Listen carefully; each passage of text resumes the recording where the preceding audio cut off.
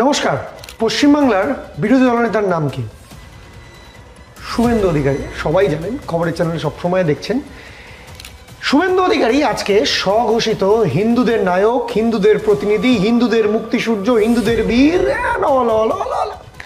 কিন্তু হঠাৎ শুভেন্দু অধিকারী জন্ম থেকে বা রাজনৈতিক জন্ম থেকে, যবে থেকে রাজনীতি করছেন তবে থেকে তো উনি হিন্দু হিন্দু হিন্দু এই শব্দবন্ধ একবারও ব্যবহার করেনি। শুভেন্দু অধিকারী কি অহিন্দু ছিলেন আগে?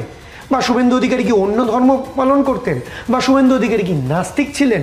আমরা সবাই দেখেছি, সবাই জানি যে ভারতীয় জনতা পার্টির যখনই ভোট আসে তখনই শ্রীরামের কথা মনে পড়ে। যেদিন ভারতীয় জনতা পার্টি ভোট জিতে মন্ত্রীরা শপথ নিয়ে নেয়, মন্ত্রীর শপথের ফাইল বন্ধ হওয়ার সঙ্গে সঙ্গেই শ্রীরামচন্দ্র ওখানে বন্ধ হয়ে যায়। আবার পরের বছর নির্বাচন কমিশনের নোটিশের সঙ্গে সঙ্গেই বেরিয়ে যায় শ্রীরাম। ঠিক তেমনভাবেই 2021-এর পর হঠাৎ করে শুভেন্দু অধিকারী হিন্দু হিন্দু আমি হিন্দুদের প্রতিনিধি। আরে কে? যে দুদিন আগে হিন্দু মুসলিমের একতার কথা বলেছে, যে দুদিন আগে মমতা ব্যানার্জির চেয়ে বেশিবার ইফতারে গেছে, যে দুদিন আগে কালমা পড়ার কথা বলেছে, যে দুদিন আগে মাথায় টুপি লাগিয়ে নামাজে গেছে, সে আজকে হিন্দু মুসলমানের কথা বলছে। মুসলমান মানে সবাই আতঙ্কবাদী, সবাই ভারত বিরোধী, আর ও একা ভারত প্রেমী।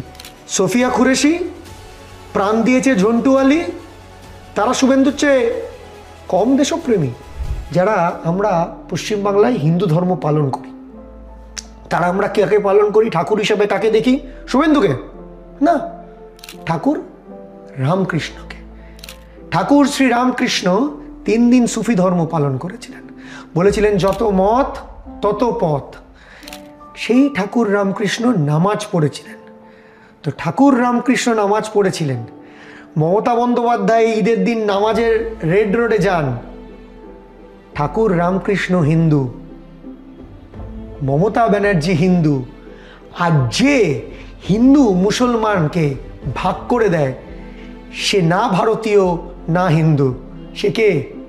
সে শুভেন্দু।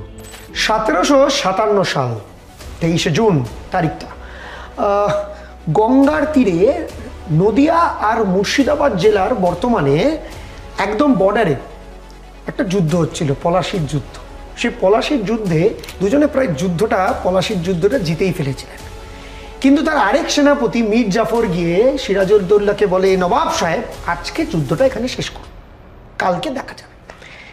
দুর্ভাগ্য, সিরাজউদ্দৌলা মীর জাফরের কথা শুনেছিলেন এবং যুদ্ধ সেদিন শেষ করার পর রাত্রিবেলা পেছন থেকে ক্লাইভের নেতৃত্বে আক্রমণ হয়ে বাংলার পতন হয়েছিল এবং বাংলায় ইংরেজরা ঢুকে গেছিল মীর জাফরের বেঈমানির কৃতিত্বে। এখন কাট্টু 2021, মমতা বন্দ্যোপাধ্যায় বিশ্বাস করতেন, মমতা বন্দ্যোপাধ্যায়ের দলের কর্মীরা শুভেন্দু অ্যান্ড কোম্পানিকে বিশ্বাস করতেন, কিন্তু সেই মীর জাফরের মতো বেঈমানি করলো শুভেন্দু। চলে গেল বিজেপিতে মমতা বন্দ্যোপাধ্যায়কে হারাতে, মমতা বন্দ্যোপাধ্যায়ের নামে মিথ্যে কথা বলতে। একটা ক্লিয়ার প্রশ্ন শুভেন্দু অধিকারী কয়েকদিন ধরে তুলছেন, কয়েকদিন মানে এই কয়েক মাস ধরে তোলার চেষ্টা করছেন। কি? পশ্চিমবাংলার সরকার হিন্দু বিরোধী সরকার, হিন্দুদের বিরোধী, শুধুমাত্র মুসলমানের সরকার। মানে কিরকম মুসলমানদের সরকার? ধরুন পশ্চিমবঙ্গ সরকার লক্ষ্মী ভাণ্ডার চালু করেছে, আপনার বাড়ির মা বৌমারা, আমার বাড়ির মায়েরা, আমার দিদিরা, তারা পাবে। কারা পাবে? মুসলমানরা না, মুসলমান হিন্দু, এমনকি হিন্দু এবং মুসলমান নয় এরকম যারা পশ্চিমবাংলায় থাকেন মহিলারা পাবেন। কন্যাশ্রী তাই, স্বাস্থ্যসাথী মানে আমার হার্ট অ্যাটাক হয়েছে, আমি হিন্দু বাড়ির সন্তান, তাই জন্য আমি স্বাস্থ্যসাথী এনক্যাশ করে বেসরকারি হাসপাতালে 5 লক্ষ টাকার চিকিৎসা পাবো না, মুসলমান পাবে। এই তো ধারণা হওয়া উচিত হিন্দু বিরোধী সরকারের, কিন্তু এমন তো নয়। হিন্দু মুসলমান আলাদা করে যারা বাছাবাছি করে তারা ভারত বিরোধী।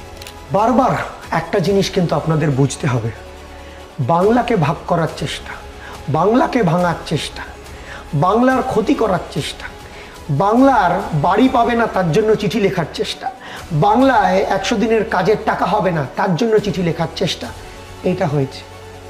যারা বাংলার বিরোধী তাদের বিরুদ্ধে রুখে দাঁড়ান, বিচার করুন, তারপর নিজের রাজনৈতিক মতামত তৈরি করুন এবং পাড়ায় পাড়ায় মোড়ে মোড়ে শুভেন্দু অধিকারী অ্যান্ড কোম্পানির মুখোশ টিনে ছিঁড়ে ফেলুন।